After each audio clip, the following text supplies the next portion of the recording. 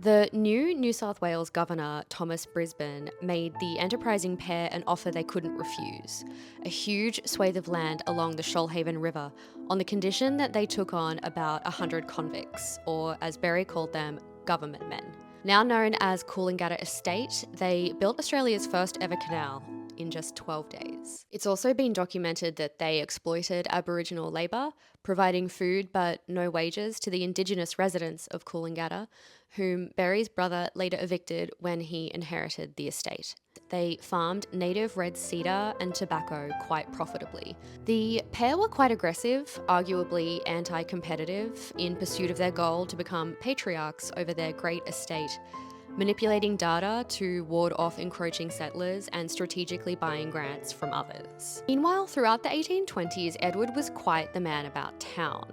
He wore many hats, even while suffering ill health, becoming a founding member of the Royal Society of New South Wales, a secretary for the Royal Agricultural Society, senior director of the Bank of New South Wales, chairman of the First Chamber of Commerce, and a Justice of the Peace. How did he find the time, you ask? He didn't have a smartphone, that's how.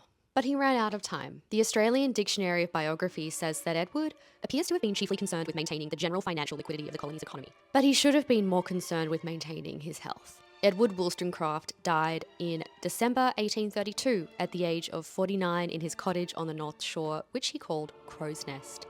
No guesses what inspired that suburb's name then. Alexander Berry claimed that Edward had a naturally defective temper, which made Berry's life hardly tolerable in his friend's last years.